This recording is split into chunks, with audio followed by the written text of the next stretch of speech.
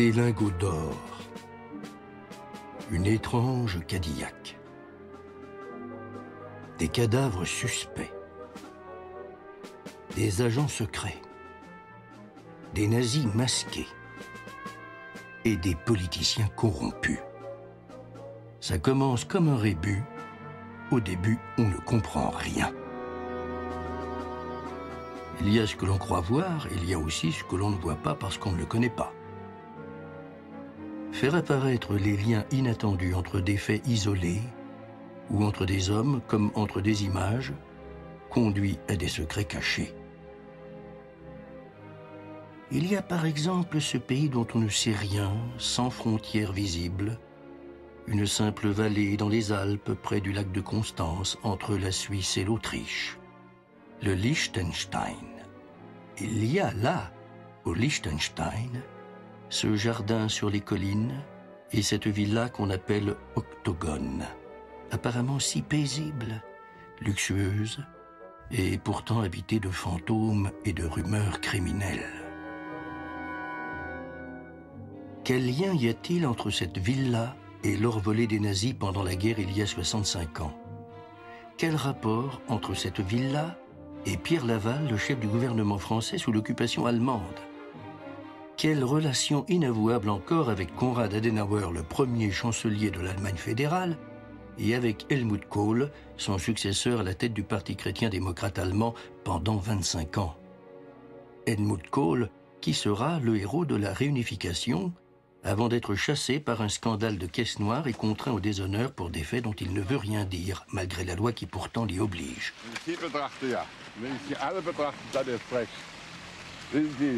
Jeden Morgen da rumlungern und Sensationen erzeugen. Wir hoffen halt, das hat Nein, Sie sollten nicht hoffen auf mein Schweigen, sollten darauf hoffen, dass noch ein Restbestand von anständigem Journalismus möglich ist.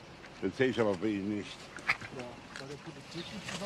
Mauvaise journée pour Helmut Kohl, mauvaise journée, car mis en cause dans cette histoire de corruption qui ruine une carrière jusque-là exemplaire, Helmut Kohl n'a jamais été que l'héritier d'un système occulte mis en place bien avant lui, lors de la création de la République fédérale.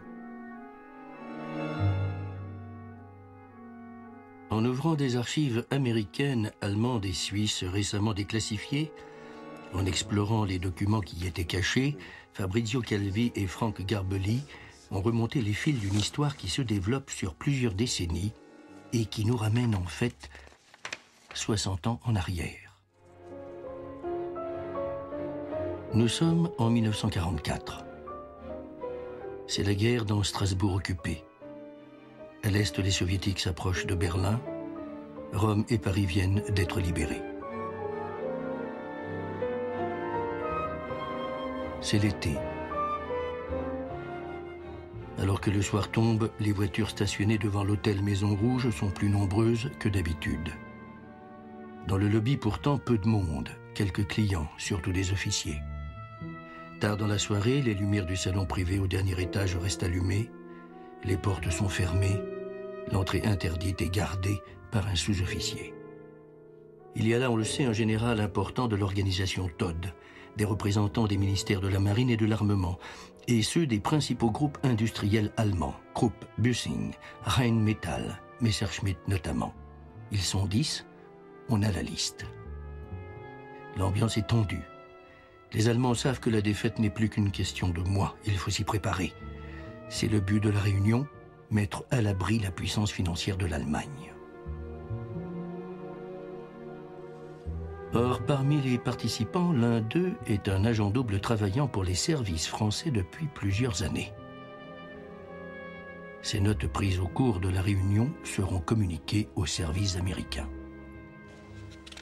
Elle raconte en détail ce qui s'est dit ce jour-là dans le salon discret de l'hôtel Maison Rouge à Strasbourg.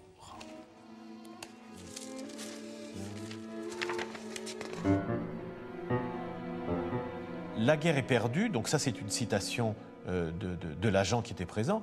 La guerre est perdue, mais elle continuera jusqu'à ce que l'Allemagne puisse obtenir la garantie de son unité. Les industriels doivent se préparer à financer le parti qui se transformera en organisation clandestine. Dès maintenant, le gouvernement est décidé à verser aux industriels des sommes considérables qui seront placées par leurs soins à l'étranger et, joints aux capitaux déjà exportés, ils constitueront une réserve à la disposition du parti pour qu'après la débâcle puisse renaître un Reich puissant. Et le rédacteur de ce rapport précise, qui est un collaborateur des services américains, précise, comme nous le savons, ces directives furent exécutées. Et en effet, après cette réunion, une grosse partie du trésor de guerre pillé par les nazis sera cachée à l'étranger, en lingots et en devises, comme en obligations et en actions de centaines de sociétés. Presque rien sera jamais retrouvé.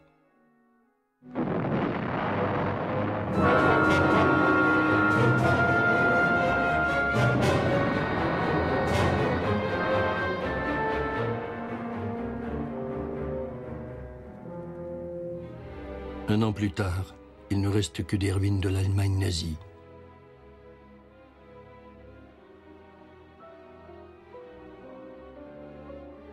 Les criminels sont morts ou en fuite. La puissance, l'argent, tout a disparu. Ne reste au cœur des ténèbres que la preuve horrible du crime à partager.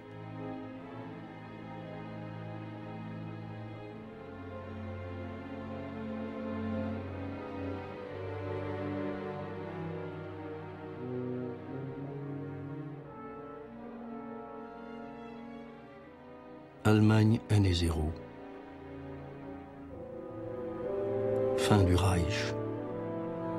Fin du nazisme. Vertige du vide pour les âmes ruinées.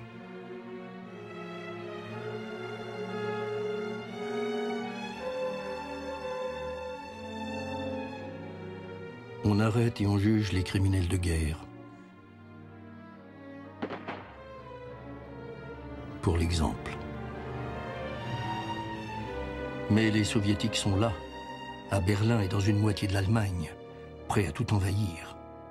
Il faut se dépêcher, s'organiser, faire de l'Allemagne un rempart contre les rouges. Oublier de quels crimes sont coupables les nazis puisqu'ils peuvent aider à sauver ce qui reste de l'Europe libre. C'est simple, il suffit tout simplement de déplacer la lumière pour que l'ombre, elle aussi, se déplace. Il y avait dans l'administration américaine, juste après la fin de la guerre, deux camps. L'un qui ne voulait en aucun cas employer ces criminels de guerre, et un autre, dans les services secrets, qui disait qu'avec la guerre froide qui se profilait, on avait besoin de ces experts pour être informés sur l'Union soviétique. Finalement, les Américains se sont servis dans les dépouilles des nazis, autant qu'ils pouvaient, dans tous les domaines en fait. Les nazis se sont réfugiés à l'ouest, pas à l'est, ce qui fait que les Américains avaient les meilleures cartes en main. Les nazis, ceux qui avaient quelque chose à vendre, voulaient travailler pour les Américains, pas pour les Russes.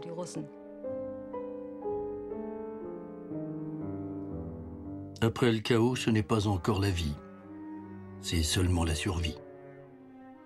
On ne peut pas toujours vivre dans les caves.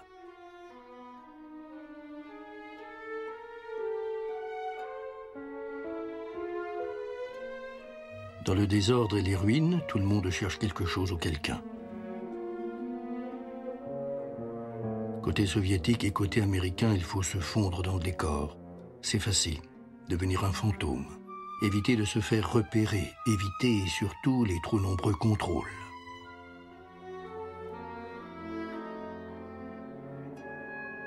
Parmi les criminels de guerre activement recherchés, Reinhard Gehlen, général et principal adjoint du chef des services d'espionnage allemand.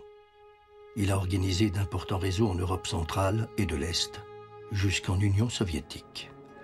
Un homme précieux.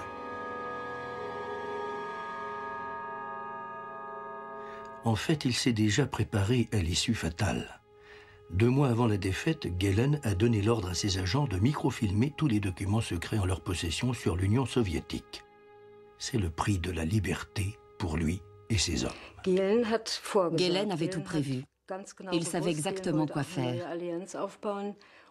Il voulait mettre sur pied une nouvelle alliance. Et donc, il a enterré tous les papiers dans des boîtes en métal. Et puis, il est parti se réfugier dans les Alpes autrichiennes, avec quelques copains à lui. Et il a attendu la fin de la guerre. Il n'avait plus qu'à attendre l'arrivée des Américains pour pouvoir leur vendre leurs secrets dans leurs boîtes en métal. Gehlen n'était sûrement pas un nazi convaincu. C'était un opportuniste qui avait fait carrière grâce aux nazis. Il a vu venir très vite la guerre froide et dès le printemps 1945, il s'est tourné vers les Américains.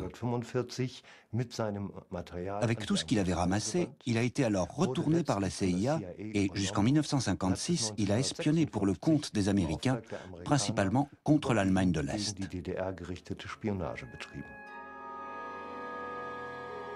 On le sait, l'habit fait l'homme. Chapeau mou et lunettes noires. Qui peut reconnaître l'ancien général nazi devenu maître espion au service de l'armée d'occupation?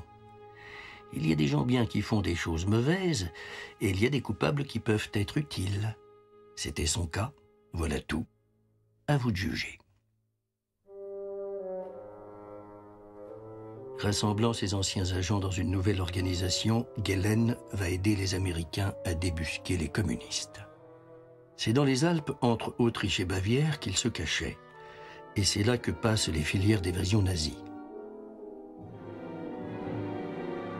C'est là aussi que les Américains retrouvent, abandonnés par les fuyards aux abois, une partie du butin volé dans les musées et les collections de toute l'Europe. Et surprise des surprises, à 2 pas de la frontière suisse, au fond d'une usine, une partie de l'or du Reich, des milliards en billets et en lingots, prêts à disparaître en Suisse ou au Liechtenstein.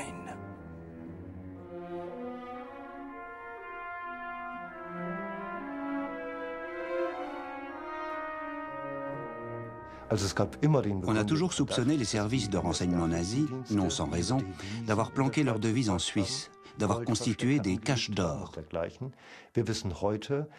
On sait aujourd'hui que celles-ci ont été vidées en collaboration entre la CIA et l'organisation Gehlen, principalement au profit des Américains.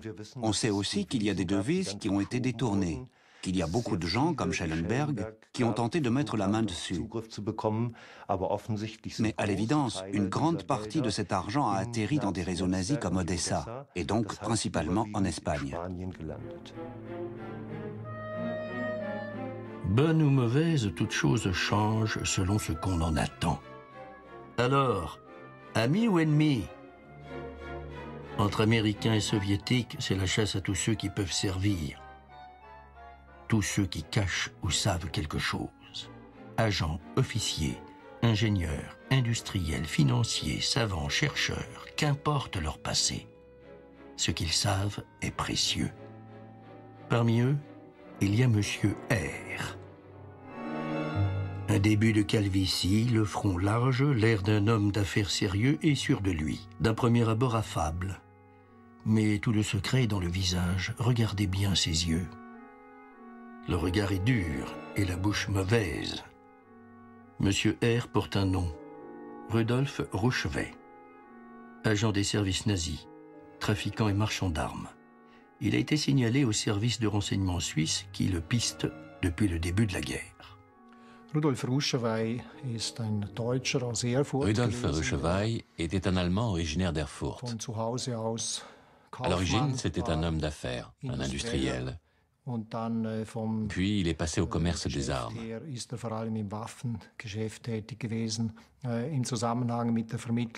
Il fournissait à la Wehrmacht des armes et des munitions provenant de l'usine de machines-outils Oerlikon-Bürle.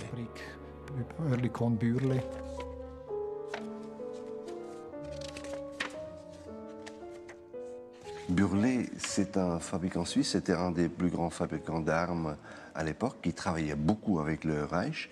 Et ce qui est spécialement intéressant, c'est que toutes les armes que Bürle livrait au Reich passaient par la main de Rouchevet.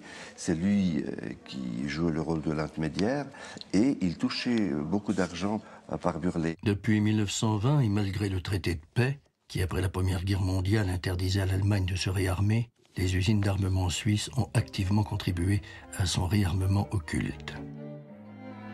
La plus importante est Burlet. Rudolf Rouchevet sait de quelles armes les Allemands ont besoin et oriente efficacement les commandes. Cartouche ou rouge à lèvres?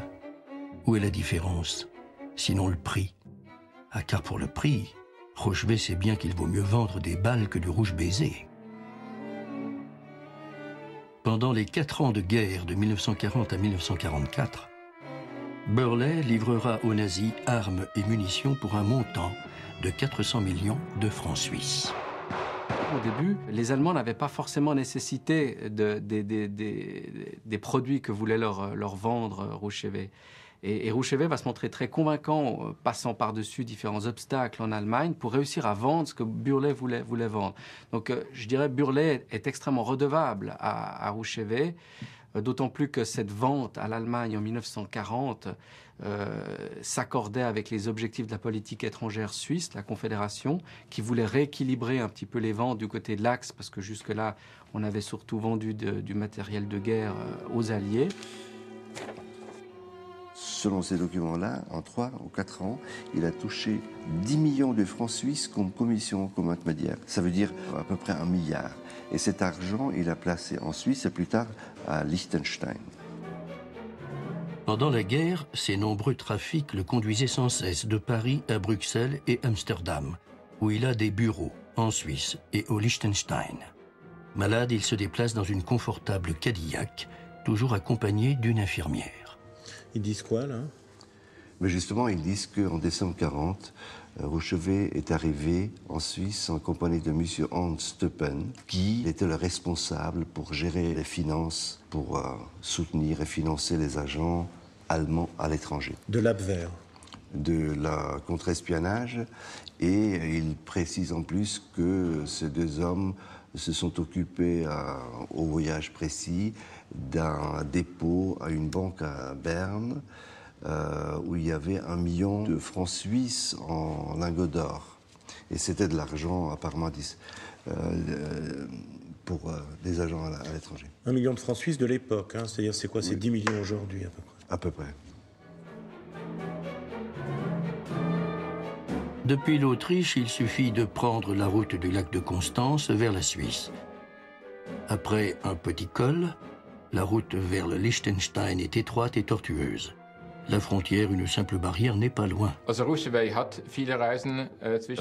a fait beaucoup d'allers-retours entre l'Allemagne et la Suisse. Une fois, il s'est fait choper en passant en contrebande de grandes quantités de vêtements de Suisse en Allemagne. Il avait d'ailleurs une voiture spéciale, une Cadillac avec une radio intégrée, ce qui laisse supposer qu'il s'en servait aussi à des fins d'espionnage.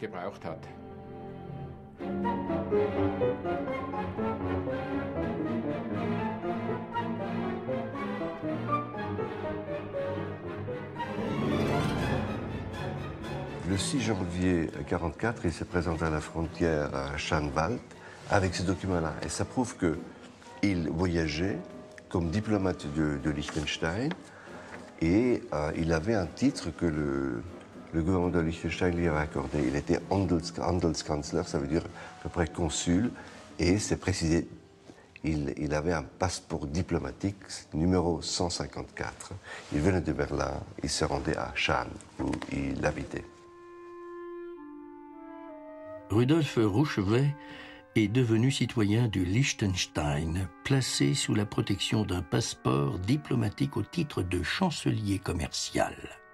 Cette photo, la seule qui reste de lui, est aujourd'hui dans le dossier établi pour son passeport, retrouvé dans un carton des Archives nationales à Vaduz. La route, il en connaît chaque virage, chaque trou. La route est mauvaise. Il faut conduire lentement.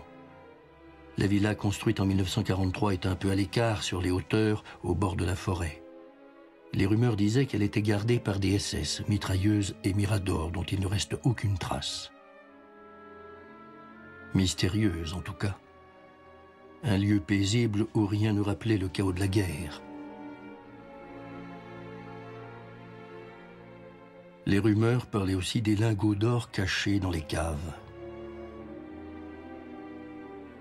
On a aussi trouvé là une dizaine d'uniformes de différentes armées et quelques 6 passeports au nom de Ruševaj.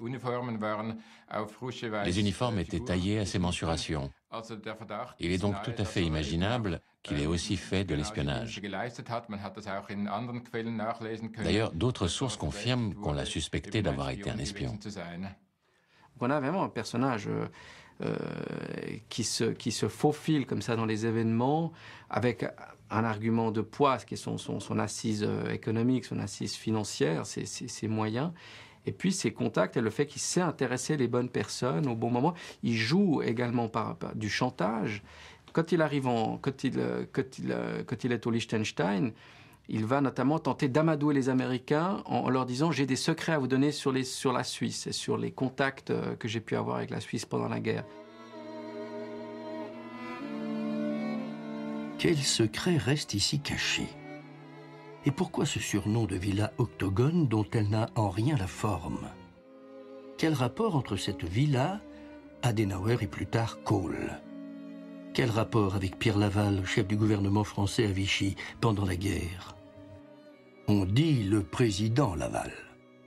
Avocat, riche propriétaire, ancien socialiste, il a fait fortune dans la presse, l'imprimerie, la radio et l'industrie chimique avant de se mettre au service du maréchal Pétain pour faire le bonheur des Français malgré eux. Anti-bolchevique convaincu, il veut collaborer à la victoire de l'Allemagne. Il a les pleins pouvoirs, signe seul lois et décrets, crée une milice pour l'arrestation des Juifs et oblige tous les jeunes entre 17 et 20 ans au travail forcé en Allemagne. Ce qui ne l'empêche pas de continuer à s'enrichir par les affaires engagées dès avant la guerre avec les industriels nazis. Le comte de Chambrun, son gendre, est chargé de placer l'argent. Jeu trouble de la voracité des intérêts sans scrupules.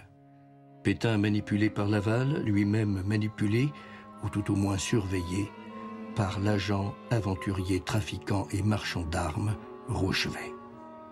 À la fin de la guerre, les Américains soupçonnent Laval d'avoir été en relation étroite d'affaires avec Ruševaj et avec le comte de Chambrun, donc d'avoir été assez proche pendant l'occupation et d'avoir ensuite, il semblerait, d'après les Américains, que Ruševaj aurait reçu de Laval 1 million de francs suisses or et qu'il les aurait donc conservés au Liechtenstein. Et c'est ce que Laval lui-même a déclaré quand il a tenté de passer au Liechtenstein. Il a affirmé ça aux autorités liechtensteinoises.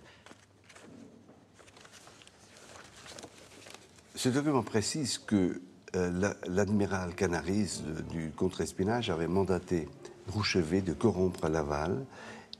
Et ce qui est intéressant, même c'était déjà avant la guerre. Donc il était en contact, il connaissait Laval depuis 7 ans déjà. Après, on a constaté que Ruševaj gérait en partie de l'argent et de la fortune de Laval. Les Suisses disent qu'au moins une partie de cette fortune, Ruševaj aurait amené en Suisse ou en Liechtenstein. Surprenant. Ruševaj, receleur de Pierre Laval. Et pourtant la preuve existe. Une photo prise en avril 1945 à la frontière de Liechtenstein. Pierre Laval en fuite depuis 9 mois et réfugié avec Pétain et tout le gouvernement à 100 km de là. Que venait-il faire là, au Liechtenstein? Laval s'est rendu à la frontière de Liechtenstein en venant de Feldkirch. Et là, il a demandé d'être accepté au Liechtenstein. Et l'argument, c'était qu'il est attendu chez Ruševaj. Et ce qui est spécialement intéressant dans ces documents, c'est qu'au même moment où Laval arrive à la frontière, que Ruševaj, à ce moment-là, a fait retirer l'or qu'il avait à la banque de Liechtenstein. Il l'a fait transporter dans sa propriété à Schaan.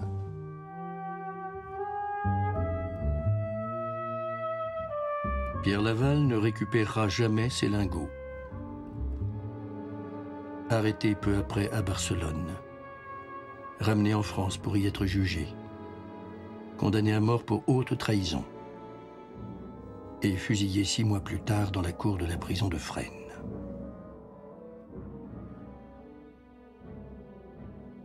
Les fantômes reviendront longtemps, mais il faut continuer à vivre. Cela fait déjà plus d'un an que les Soviétiques occupent une moitié de l'Allemagne et contraignent les troupes américaines à rester pour protéger l'Europe libre. Il est temps de faire entrer les boys au pays. Alors en Amérique, certains pensent, sans oser le dire ouvertement, qu'il faut vite réarmer l'Allemagne pour faire face aux 180 divisions communistes. Rudolf Rouchway, toujours à l'affût, va se rendre utile. À partir du mois d'août 1946, les Américains vont développer une sorte de projet visant à créer en Allemagne, avec l'aide de Rouchway, à réunir des scientifiques, des ingénieurs, des techniciens dans le domaine de l'armement et dans le domaine de la fabrication de nouvelles armes. On peut déceler dans cet acte-là tout de même la volonté des Américains, peu ou prou, de s'orienter sur la voie du réarmement clandestin, en tout cas de l'Allemagne. En tout cas, c'est une hypothèse qui ne leur fait pas peur. Alors l'idée, c'est d'envoyer Rouchway en Allemagne, voyager à travers les zones d'occupation en étant accompagné par des officiers et des officiels américains pour renouer des contacts, glaner des informations et préparer éventuellement la production d'armements, d'armes nouvelles, ces armes nouvelles dont on parlait beaucoup à la fin de la guerre. Pendant que Rudolf Rouchway parcourt l'Allemagne et réactive ses réseaux, inexorablement, pays après pays, la vague soviétique avance.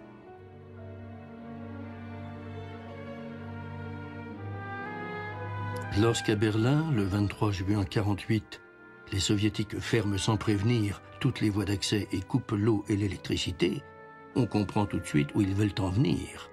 Berlin coupé du monde. C'est peut-être la guerre. Il ne faut pas céder.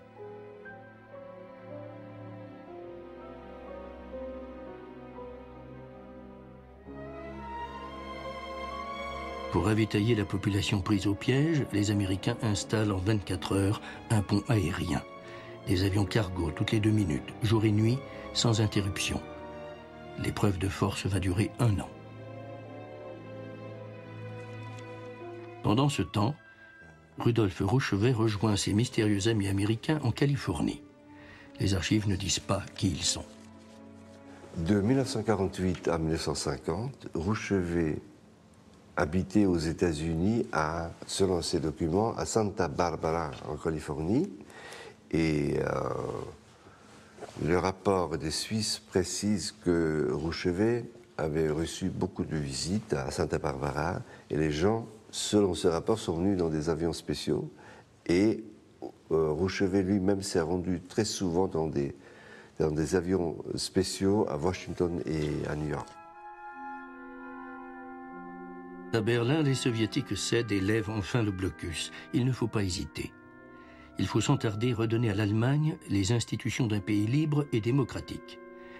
10 jours plus tard, la zone ouest devient la République fédérale d'Allemagne et Konrad Adenauer, choisi depuis longtemps par les Américains, est élu chancelier.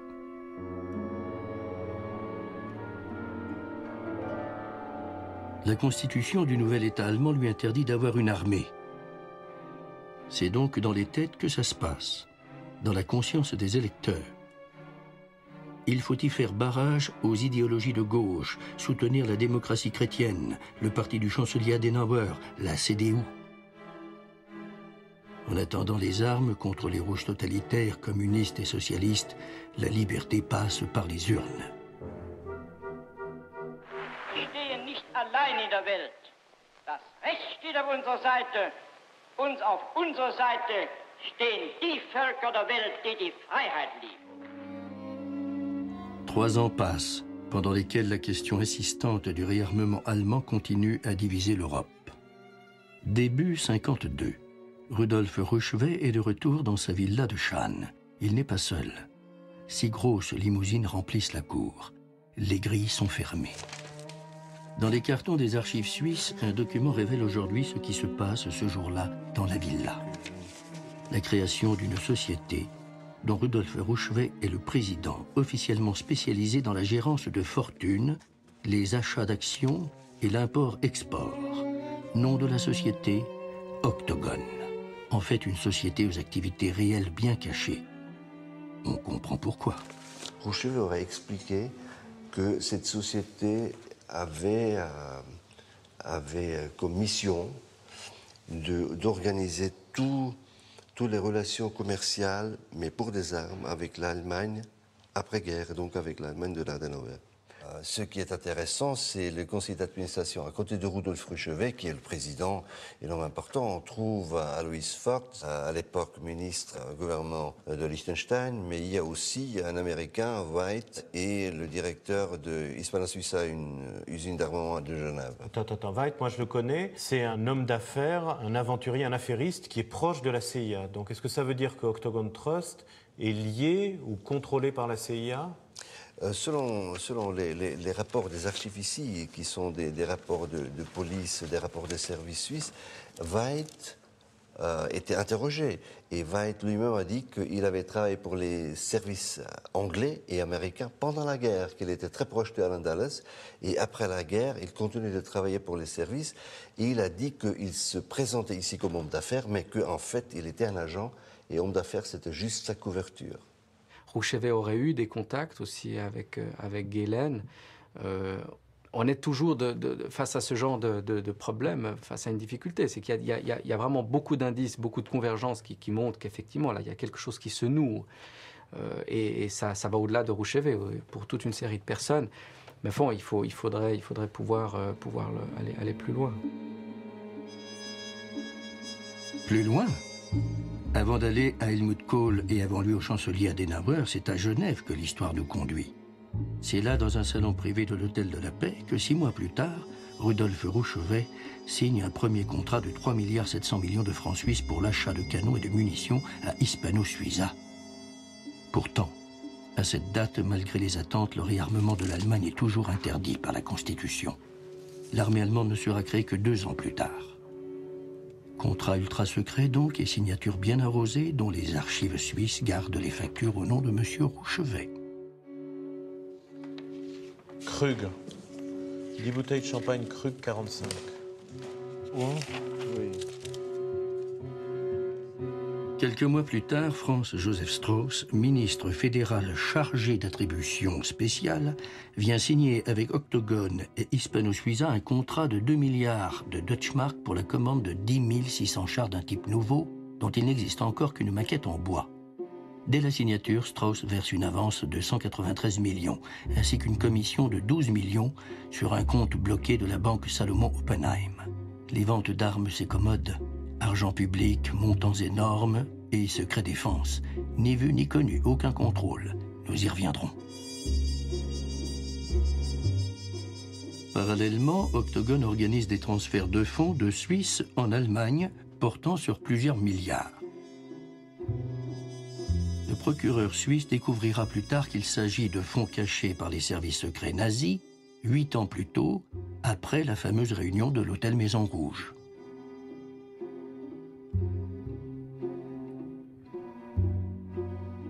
Assez rapidement, l'affaire vient aux oreilles du directeur d'un palace de Lucerne, Paul Schaffelberg, lui-même honorable correspondant des services secrets suisses.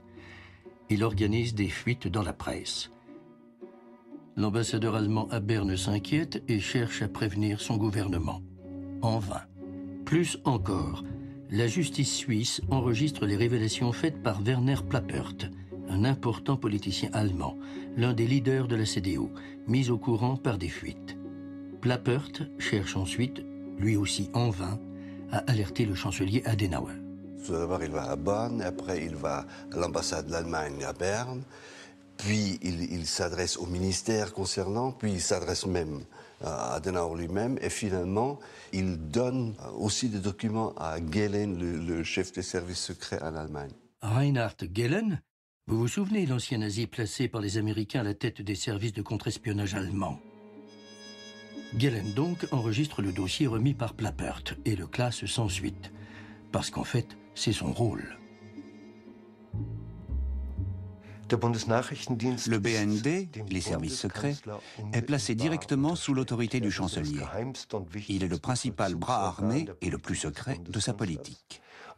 Et quand le chancelier Adenauer a recours à des pratiques illégales pour financer des partis politiques, ces pratiques sont couvertes à l'échelon intermédiaire par les services secrets. Oui, Octogone apparemment est très lié avec le Bundesnachrichtendienst, le service secret allemand, mais sous tutelle, sous contrôle américain de Reinhard Gehlen. Si on regarde l'histoire de l'organisation Gehlen et les services secrets ouest-allemands, il y a une continuité permanente dans leur coopération avec les marchands d'armes, en particulier pour les ventes d'armes illégales, et spécialement vers les régions en crise et les États en guerre, ce qui est en contradiction flagrante avec l'interdiction formulée par la Constitution. Autant dire qu'en remettant à Gehlen le dossier Octogone, Plappert allait tout droit dans la gueule du loup. Il n'avait aucune chance. Ce qu'ils ont découvert, ce qu'ils ont dénoncé, c'est qu'il était sûr qu'il y a un système de corruption. Même qu'on a des choses très très précises, il y a notamment l'ambassadeur d'Allemagne à Berne dit « j'ai eu en main une liste de 15 personnes, de 15 ministres et responsables politiques autour de Adenauer qui ont touché de l'argent ».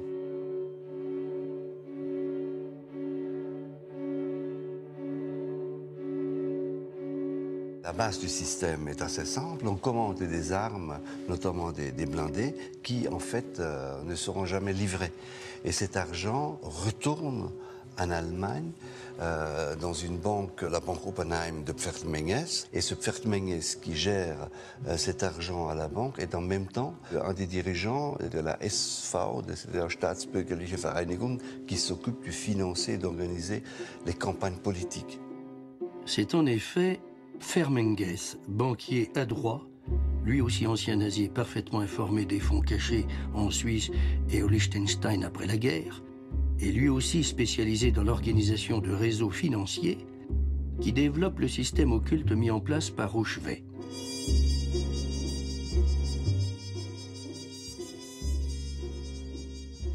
Pferdmenges et Adenauer étaient très amis depuis les années 20.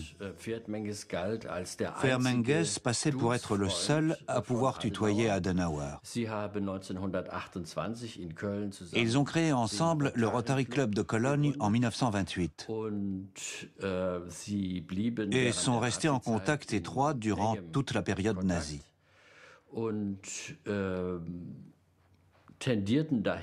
Ils avaient songé à faire rentrer les nazis au gouvernement. Il ne faut pas oublier qu'Adenauer était le principal représentant du Zentrum, un parti catholique. Et Adenauer a aussi essayé, dès avant 1933, de faire entrer les nazis au gouvernement. Si vous parlez de l'époque de Konrad Adenauer, lequel a sans doute été le plus important chancelier de la République fédérale, vous tombez toujours sur Pferdmenges. Robert Pferdmenges était un banquier de Cologne en qui il avait toute confiance, qui organisait pour lui toutes les choses importantes d'ordre financier, toutes les grosses affaires. Pferdmenges a aussi été, en 1954, l'un des fondateurs de l'Union civique. C'était la personnalité dominante de la banque Oppenheim. Cette banque s'est d'ailleurs appelée, entre 1948 et 1953, Banque Pferdmenges.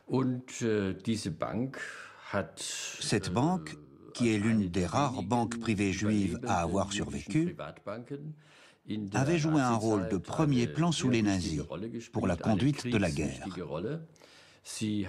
Elle a participé au financement des grands programmes d'armement de Krupp et des usines Hermann Göring. Elle a pris une part active aux arianisations, en particulier au Luxembourg et en Pologne. Elle a aussi joué un rôle important pour les contacts financiers internationaux du Reich pendant la guerre. Le processus de lavage d'argent était tout simple. Une entreprise donne de l'argent, l'argent est alors transféré par des voies détournées en Suisse ou à Vaduz. Là, il est officiellement dépensé dans un but d'intérêt général factice. 10% sont soustraits au passage et le reste est récupéré par les trésoriers des partis conservateurs. Ça, c'était le système pour battre les socialistes. C'était l'arme la plus importante d'Adenauer. Une arme financière.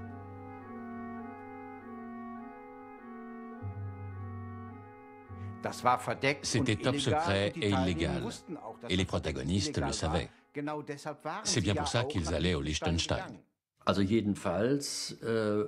Toujours est-il que le système de financement illégal des partis s'est fondé sur des structures qui avaient déjà été conçues du temps des nazis, avec la même combinaison classique de comptes numérotés en Suisse et de fondations au Liechtenstein.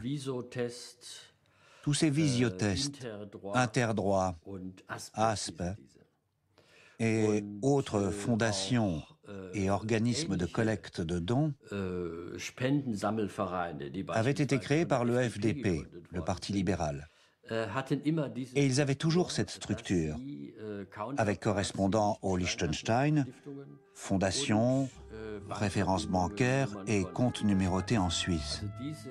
C'était une construction très répandue dans l'après-guerre. Un vaste système construit par des nazis et en partie alimenté par leurs trésors cachés pour financer les partis politiques nécessaires à la vie démocratique. L'Allemagne divisée est en proie à la corruption pour cause de guerre froide, sous pression constante.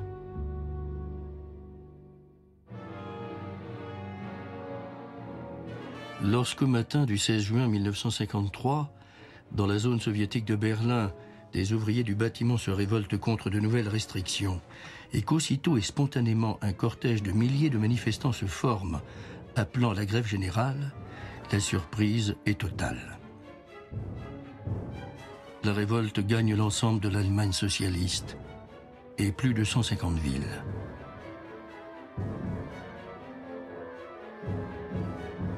Moscou déclare l'état d'urgence et fait intervenir les chars.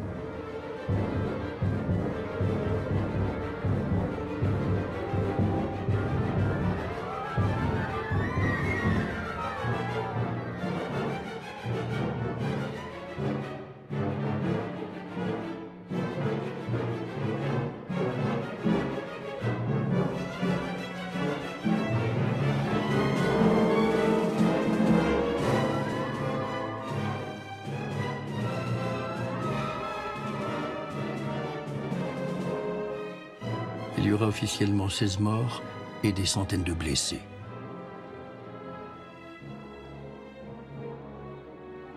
À l'ouest, contre le réarmement, ce sont les pacifistes et les partis de gauche qui manifestent. Faut-il des armes pour rester libre? Mich beanspruchen zu können, dass ich, so wie nur irgendeiner hier im Hause, ein Gegner des Krieges bin. Aber, meine Damen und Herren, man muss doch die Welt realistisch sehen. Es ist die Schicksalsfrage Deutschlands. Wir stehen vor der Wahl zwischen Sklaverei und Freiheit. Wir wählen die Freiheit. Plus que jamais, l'urgence est au réarmement. Reinhard Gehlen est confirmé à la tête des services d'espionnage. Qu'importe leur passé, même nazis s'ils sont les meilleurs, il faut serrer les rangs. Paul Diekopf, lui aussi recruté après la guerre parmi les anciens officiers SS, nommé 10 ans plus tard à la tête du service des affaires criminelles et d'Interpol. Un homme d'expérience, un spécialiste qui connaît son sujet.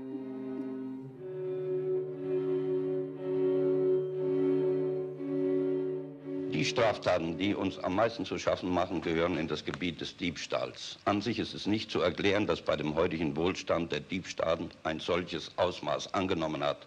Leider ist dieses Phänomen in allen hochzivilisierten Staaten zu bedenken und zu bemerken.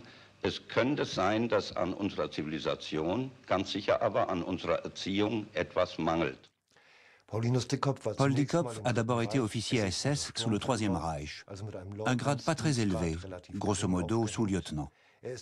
Comme beaucoup d'autres de cette jeune génération de collaborateurs de l'Office central de sécurité du Reich, il est passé ensuite directement au service secret ouest-allemand, où il a eu une fonction de couverture pour beaucoup d'anciens membres des services de renseignement nazis.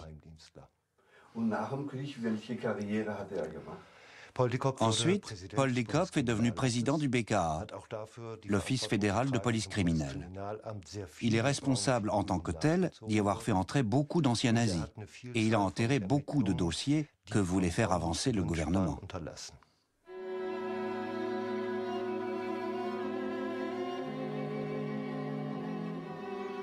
Autre dignitaire nazi, Heinz Globke, l'un des auteurs des lois raciales de Nuremberg.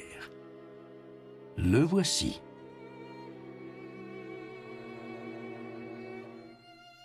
Courtisan zélé, onctueux et affable. Responsable de la sécurité de la République. Dans les premières années de la RFA, le chancelier Adenauer et ses secrétaires d'État Lenz et Globke se sont beaucoup appuyés sur l'élite nazie dans de nombreux secteurs de la vie publique, y compris dans la justice, mais aussi dans l'armée et les services de renseignement. Car c'est là que s'étaient regroupées dès 1947 les anciennes élites nazies. Elles exerçaient une grande influence politique sur le gouvernement Adenauer, mais aussi sur des partis d'opposition comme le SPD.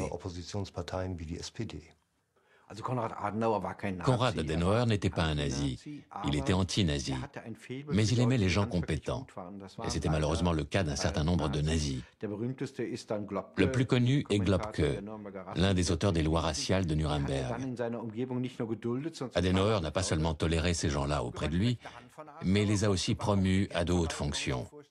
Globke était le bras droit d'Adenauer. Globke était aussi le gestionnaire. Il faut savoir qu'Adenauer avait un coffre-fort dans la chancellerie. Un coffre-fort d'où il retirait de l'argent pour le donner à des gens de son parti qu'il voulait soutenir. Adenauer utilisait l'argent comme une arme, surtout à travers l'Union civique. Il a aussi financé au début le FPD. En 1956, dans le Land de Rhénanie du Nord, quand le FPD a quitté l'alliance avec la CDU pour rejoindre le SPD, Adenauer lui a coupé les vivres, définitivement. Organisé par le banquier Fermenges, protégé par Gehlen, Globke, Dickoff, tous professionnels des affaires secrètes, le système Adenauer tourne parfaitement, alimenté par l'argent secret des commissions et des ventes d'armes fictives. Gestes discrets des allégeances, signes de connivence, les réseaux du pouvoir.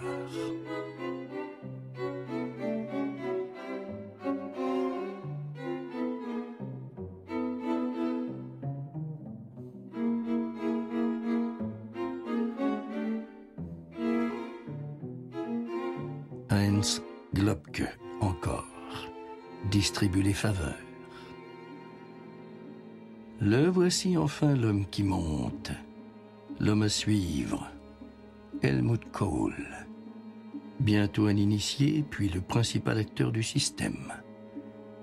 Pour l'instant, il s'informe. L'Union civique était un organisme établi d'abord à Cologne, et quand les impôts se sont montrés un peu trop curieux, ils sont partis à Koblenz. Là, le gouvernement était CDU, et le ministre-président allait bientôt être Helmut Kohl. Ils ont donc été soutenus toutes ces années, et les impôts n'ont jamais pu mettre le nez dans les affaires de l'Union civique. Celle-ci collectait de l'argent dans l'industrie par millions. Ces millions étaient alors acheminés par des voies diverses en Suisse et au Liechtenstein. Ensuite, ils étaient rapportés après un petit prélèvement. Parfois, c'était le trésorier lui-même qui allait les chercher. Des centaines de milliers de marks passaient la frontière dans le coffre de sa voiture.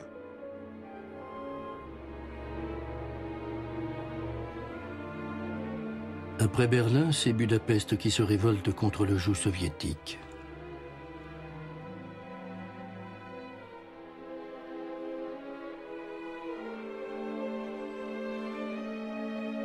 La répression est rapide, brutale, définitive. La guerre froide est à nouveau brûlante. Ce n'est pas le moment de répandre ces rumeurs de corruption qui vont affaiblir la démocratie chrétienne et faire le lit des partis de gauche. Silence dans les rangs.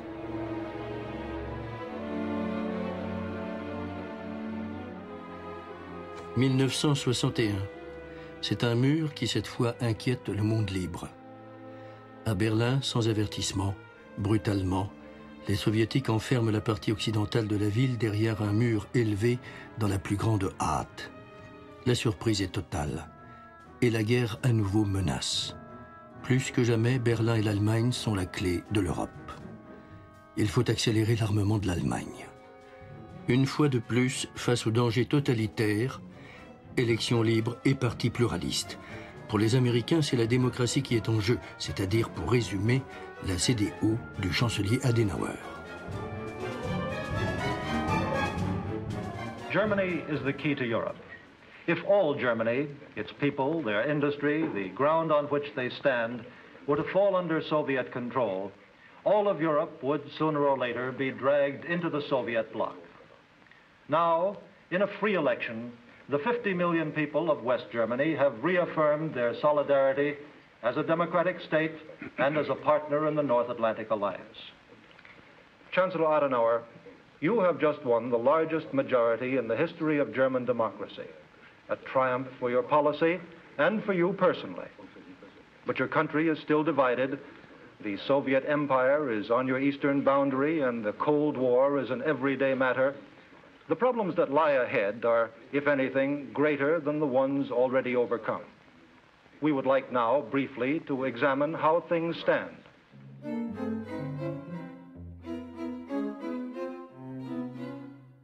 Le monde libre a besoin d'une Allemagne réarmée. L'Allemagne, elle, a besoin d'armes. Mais les premiers chars du fameux contrat Octogone sont défaillants et tombent en panne. Système de tir défectueux alors qu'on en a tant besoin. Le scandale éclate. Met en cause le chancelier, son ministre de la Défense, plusieurs membres du gouvernement. L'affaire des chars est une affaire d'État. En 62, le scandale éclate en Allemagne parce que une première partie des blindés des chars est livrée, mais ils ne fonctionnent pas. On se rend compte qu'on ne peut même pas les utiliser pour les exercices de l'armée et ils sont obligés de commander ailleurs. Et on commence à se poser des questions, mais pourquoi ? Qu'est-ce qui s'est passé? Pourquoi ces chars ne marchent pas? Pourquoi personne n'a contrôlé? Et en ce moment-là, on a déclenché une commission d'enquête parlementaire en Allemagne qui devrait vérifier pourquoi on a commandé des chars qui ne valent pas un clou, qu'on ne peut pas utiliser, que le système de tir ne fonctionne pas, etc. Die Tatsache, dass hier ganz wesentliche Leute von einem Schaden gesprochen haben, die Tatsache, dass dieser Schützenpanzer eben doch eine Alternative hatte, die man eben nicht verfolgt hat, und dass Ihre Gutachter alle interessengebunden gewesen sind, die Sie hier zitiert haben, das geht doch aus den Akten eindeutig hervor und dass deswegen Ihr Wert von Anfang an relativiert gewesen ist. Nicht wahr? Sie müssen doch die Aussagen auch werten nach der Interessenlage der Einzelnen und nicht nur nach dem Dienstrang, den Sie im Augenblick auf den Achselstücken tragen. Das war es doch gewesen, dass Sie hier versucht haben, dem deutschen Volk und der Welt weiszumachen, Sie könnten dank deutschem Genie in 3 Jahren 500.000 Mann Armee aus der Erde stampfen. Das ist schon bei Schillers Jungfrau von Orleans daneben gegangen, das ist erst recht hier daneben gegangen. Nicht wahr? Le député Morsch est désigné par le Parlement pour diriger une commission d'enquête. Celui qui avait le premier alerté le gouvernement, Werner Plappert, est aussi le premier interrogé. Très longuement, Sepp Ebelseder, journaliste du Stern, le rencontre plusieurs fois. Je le vois encore devant moi. J'ai dû le rencontrer au moins 10 ou 15 fois, peut-être même 20 fois. On s'est même rencontré à Munich. Il était vraiment très bien informé, mais il était facilement irritable. Il s'énervait très vite. Ses déclarations tenaient la route, c'est vrai. Il n'avait rien à retirer. Il était très impulsif, très énervé quand il parlait. Pour beaucoup de choses, je me demandais s'il disait la vérité ou s'il mentait. Ou alors s'il se trompait, consciemment ou inconsciemment. Et moi, j'étais obligé de tout vérifier. On avait un service de contentieux au Stern. Alors, un rédacteur en chef et le service de contentieux ont regardé tout ça de très près. Ils me demandaient « Est-ce que tu as des preuves ?» Moi, j'étais là, au service juridique, et ils m'ont débriefé pendant plus de 4 heures. Mais après, c'était calé, et puis j'ai eu accès à des nouveaux documents. Die stand ja schon schlecht da. Und Sie haben die Beweise gehabt, sozusagen, gegen die CDU. Oui, j'avais des preuves, et puis des documents écrits. Und Sie konnten wirklich beweisen, dass die CDU Geld bekommen hat. Oui, tout est là-dedans. C'était inattaquable. Cette histoire, on peut le dire maintenant, ça a vraiment été un des plus grands scandales de l'après-guerre. Les archives du Bundestag détiennent toujours les minutes des auditions effectuées par la commission d'enquête. Celle de Plappert fut la première et la plus longue. En voici un extrait. Question. Monsieur Plappert, depuis quand aviez-vous le soupçon que dans le marché d'armement conclu par le Trust Octogone avec la Hispano-Suiza, il y a eu massivement des corruptions et des versements à la caisse du parti de la CDU? Réponse. Au moins depuis 1953. Des allusions m'avaient été faites en Suisse en relation avec la livraison de 100 pièces d'artillerie par le Trust Octogone au service de protection des frontières allemands. 5% de la somme d'achat, 570 millions de Deutschmark, serait retournée en RFA à des fonctionnaires et à des politiciens de la CDU.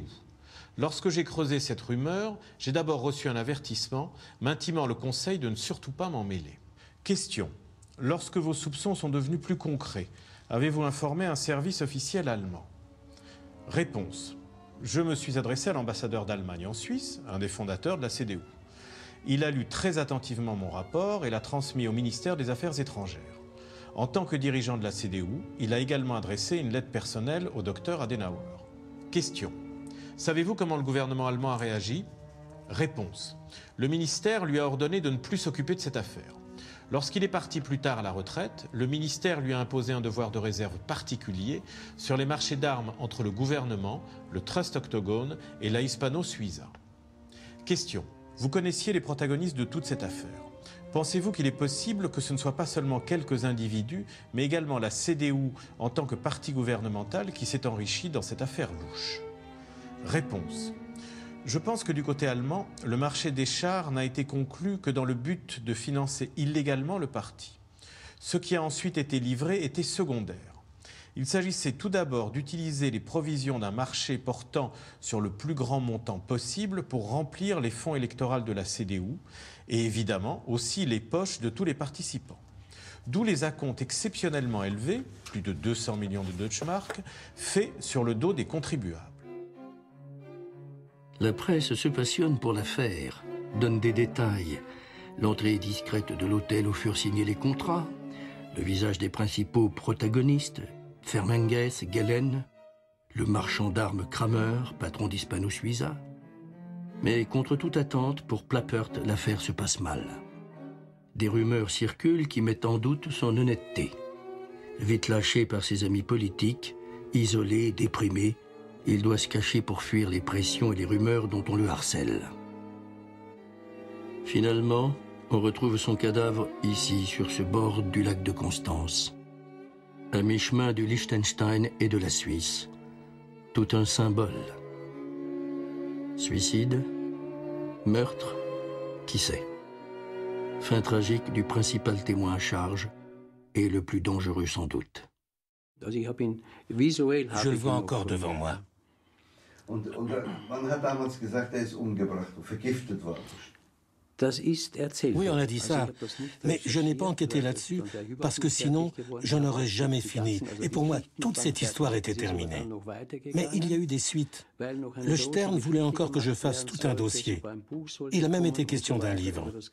Mais moi, j'ai dit, j'en peux plus, j'en ai soupé. Je dois faire autre chose. Ou alors, je quitte le Stern, parce que je ne supporte plus cette histoire. Je dois avouer que je ne l'ai compris que plus tard. C'était très dangereux. Schaufelberger me disait toujours « Fais gaffe, il tombe dans le collimateur ». Bon, ça, tout le monde peut le dire. Mais je m'en rendais bien compte. Même à l'hôtel, je rencontrais tout le temps des gens qui me regardaient en me faisant des grands sourires. Pas des femmes, des hommes. Il m'apostrophait comme ça, d'une table à l'autre, genre « Ah, vous êtes ici en vacances ?» Et puis tout un numéro pour vous embobiner, pour vous appâter et vous emmener avec eux.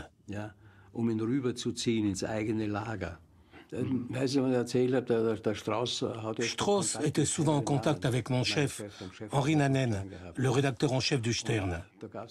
Et il y a une époque où chaque fois qu'ils se rencontraient, même par hasard, il lui disait « Comment se porte votre petit détective, votre Sherlock Holmes, le fouille-merde ?» Ça, il le répétait tout le temps.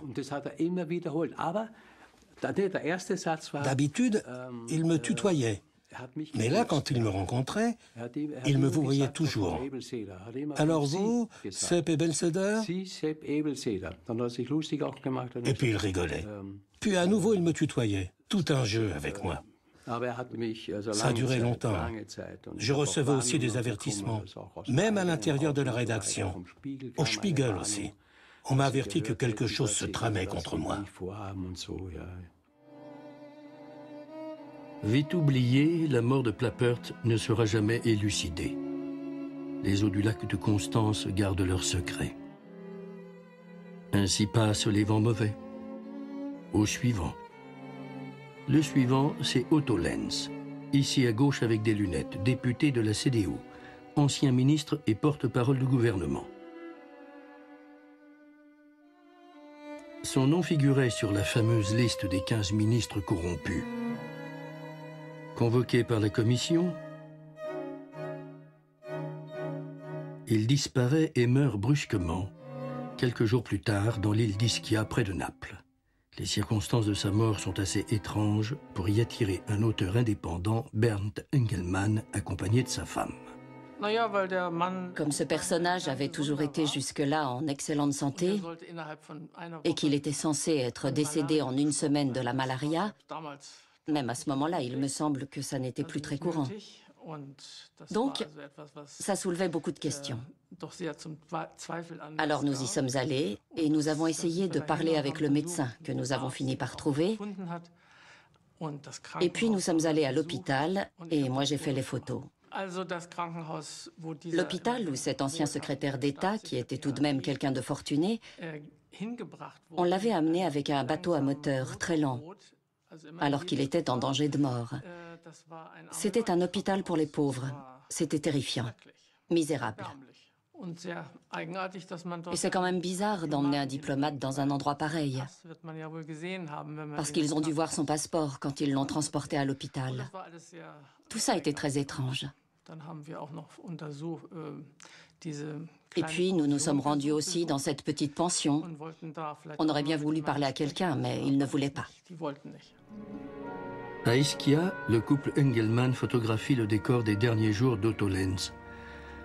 Le port, la barque qui a transporté le malade, les rues autour de l'hôpital, l'invraisemblable pension où logeait l'ancien ministre, une misérable petite pancarte comme enseigne, Villa Maddalena, une courette et quelques chambres sans confort.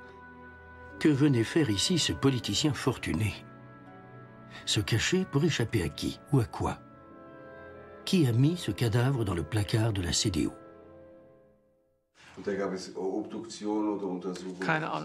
S'il y a eu une autopsie, des examens, je n'en sais rien.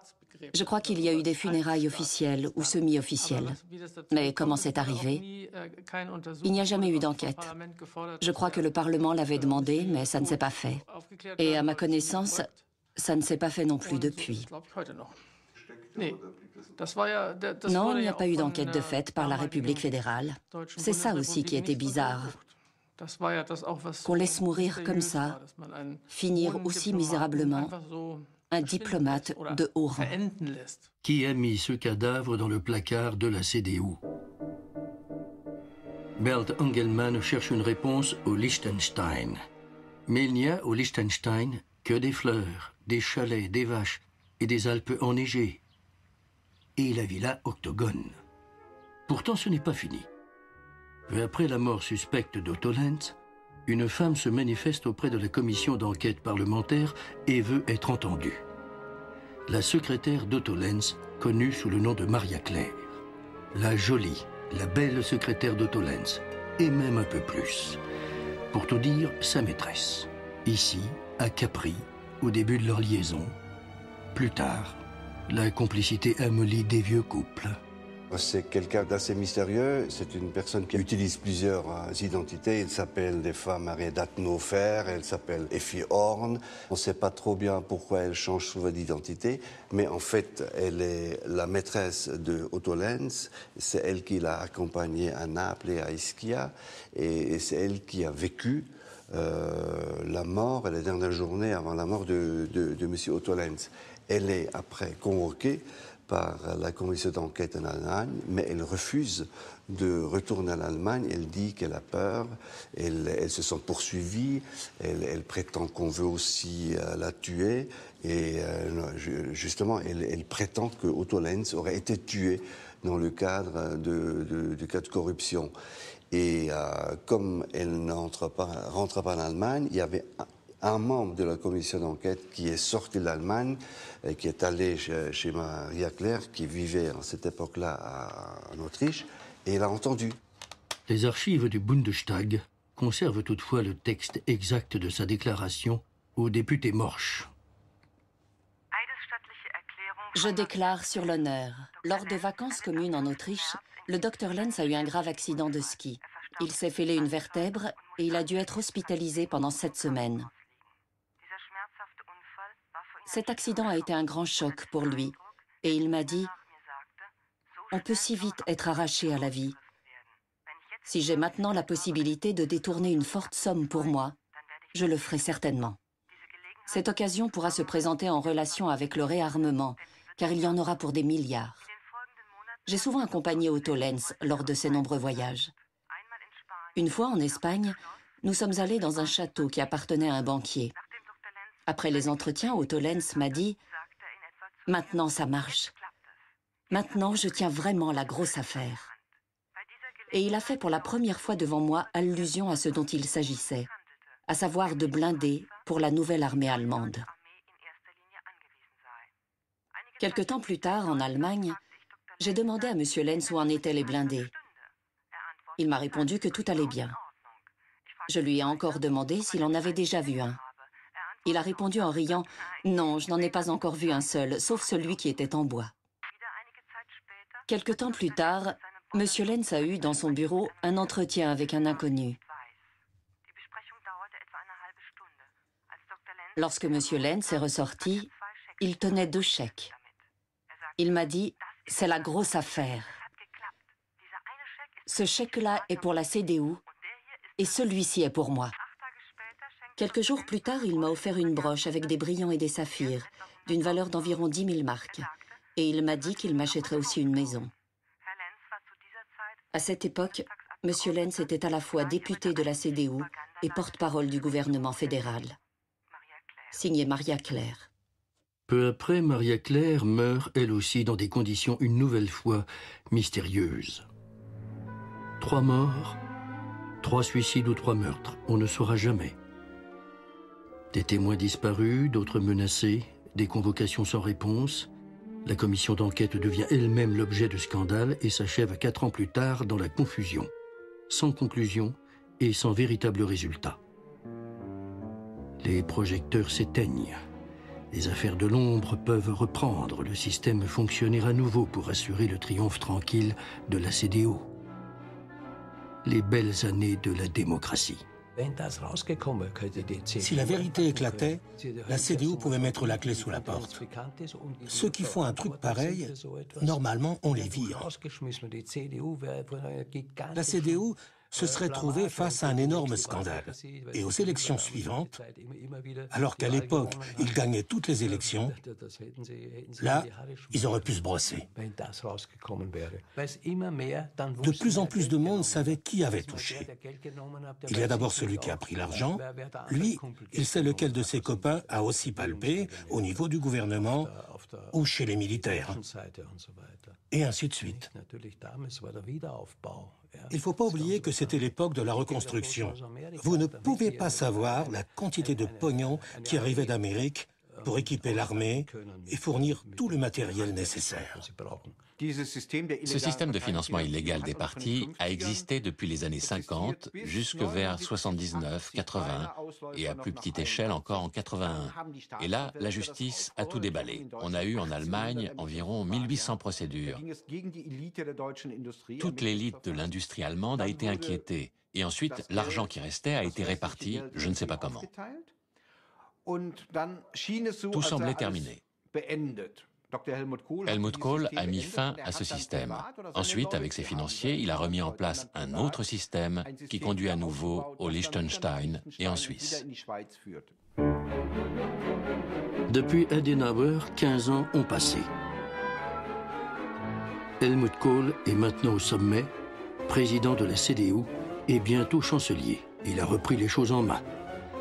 Son principal rival, Franz Josef Strauss, l'ancien ministre chargé d'attributions spéciales qui signait les contrats avec Octogone, est toujours là, dirigeant historique du parti frère, le CSU.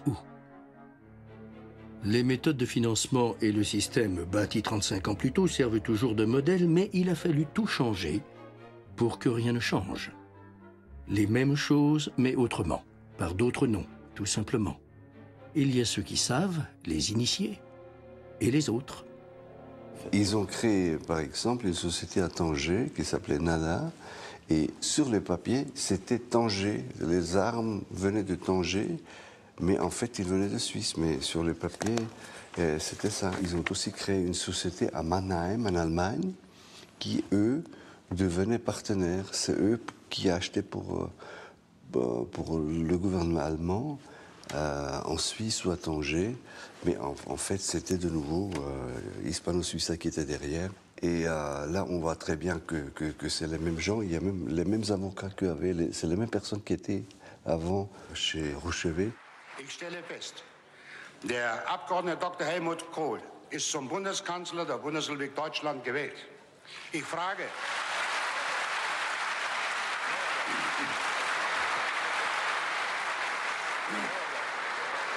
Sie, Herr Dr. Kohl, nehmen Sie die Wahl an?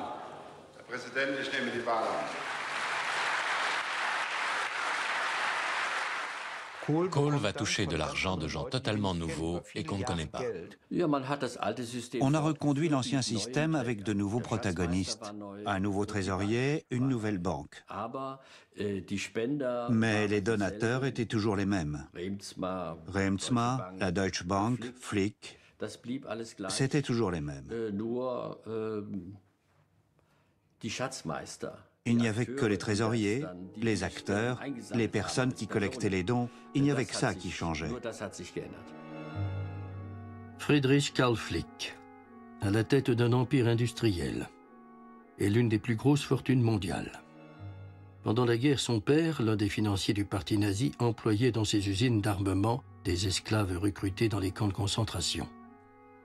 Pour obtenir la réduction des impôts sur ces sociétés, Flick arrosait largement les trois principaux partis et un bon nombre de ministres. Que du beau linge. Otto Lambsdorff, ancien ministre fédéral de l'économie. Hans Mathofer, ancien ministre des Finances. Manfred Landstein, secrétaire d'État. Hans Friedrich, autre ancien ministre de l'économie. Eberle, ministre du Bade-Württemberg. Riemer, ancien ministre de Rhénanie. Et enfin Eberhard von Brauchitsch, son principal associé. La manne financière de Flick passait par la cascade de comptes cachés mis au point autrefois par Rouchevet et Fermenges. On retrouve la même structure, simplement avec d'autres personnes. Fermenges était le financier, le trésorier en quelque sorte, de la CDU sous Adenauer.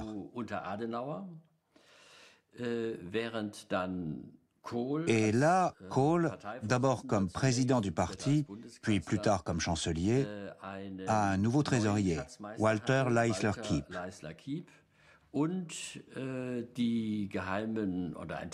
Une partie des transactions financières secrètes ne passe plus par la banque Oppenheim, mais par une banque de Francfort.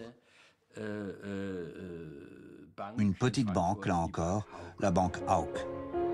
Autre affaire, Même méthode et même réseau, cette fois avec la complicité française. Champagne. Champagne pour l'investissement franco-allemand le plus significatif depuis 1945, selon les termes officiels. En 1991, le rachat par Elf d'une vieille raffinerie en Allemagne orientale est un service rendu par François Mitterrand à Helmut Kohl. Plus de 50 millions d'euros de commissions versées selon une cascade complexe et si bien organisée qu'il a fallu des années à la justice suisse pour en reconstituer toute l'architecture, de fondations en compte suisse, puis de contrats de prêt en compte numéroté, avant de disparaître dans une poche profonde et anonyme.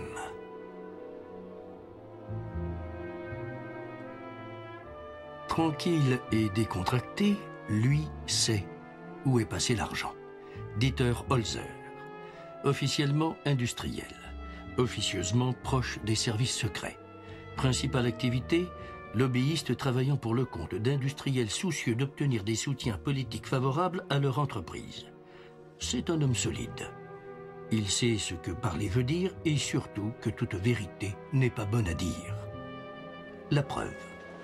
Ich habe festgestellt, dass dieser Ausschuss nichts anderes im Sinne hat, die historische Leistung von Helmut Kohl und seiner Amtszeit herabzuwirken, zu beschmutzen.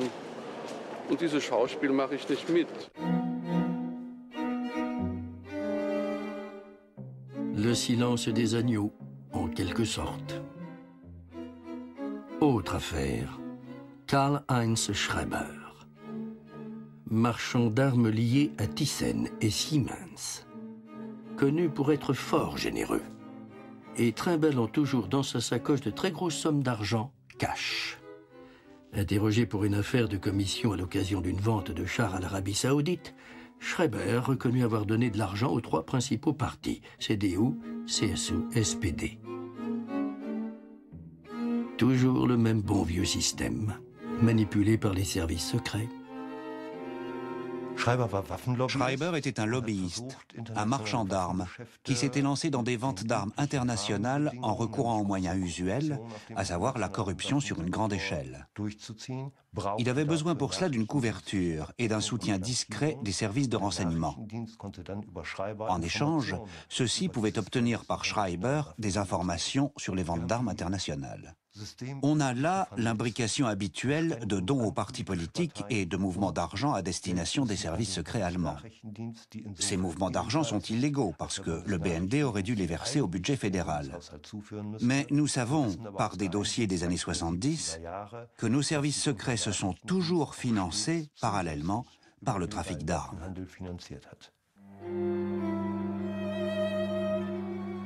Au bout du compte, quand le nouveau scandale éclate, quand les caisses noires apparaissent au grand jour, et quand Helmut Kohl est contraint de démissionner, il vaut mieux garder son calme et le silence. Il y a des choses que l'électeur ne peut pas comprendre. Alors s'il ne peut pas comprendre, pourquoi en parler? Sie betrachte ja. Wenn ich Sie alle betrachte, dann erst recht. Sind Sie jeden Morgen da rumlungern und Sensationen erzeugen. Wir hoffen halt, das hat dass mir dann Schweigen brechen. Nein, Sie sollten nicht hoffen auf mein Schweigen, sondern darauf hoffen, dass noch ein Restbestand von anständigem Journalismus möglich ist. Das sehe ich aber bei Ihnen nicht. Mauvaise journée pour Helmut Kohl? Après tout, il n'y a qu'une seule chose à dire ou à faire. Suivez l'argent, suivez-le, cherchez, mais sans toucher à rien. Ne dérangez pas le jeu, sinon, attention, on vous surveille. Tout est sous contrôle. On me surveillait tous les jours de la semaine, de 8 h du matin à 9 h du soir. Cette surveillance s'est étendue à mon institut. Plus tard, on a espionné aussi ma vie privée. Une voisine, par exemple, a vu un soir après minuit des gens en observation devant ma porte. Elle a appris plus tard que c'étaient des agents du BND. Dans tous mes déplacements, privés ou professionnels, j'étais suivi. Et ce qui est encore plus grave, c'est que chaque journaliste, chaque scientifique qui venait me voir à titre privé ou qui venait à mon institut était ensuite suivi par des agents des services secrets jusqu'à son journal ou son appartement. On n'oublie rien, c'est toute l'histoire. Et tout finit un jour par se savoir.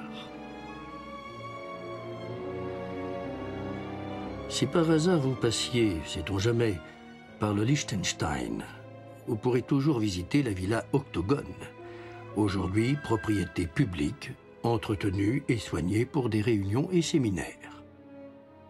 Et si vous avez encore le temps, si la promenade vous conduit jusqu'au cimetière, sachez qu'à gauche de l'entrée, le long du mur, la tombe est là, toujours bien entretenue et fleurie par des mains fidèles et reconnaissantes. Qui paie pour la mémoire de Rouchevet ?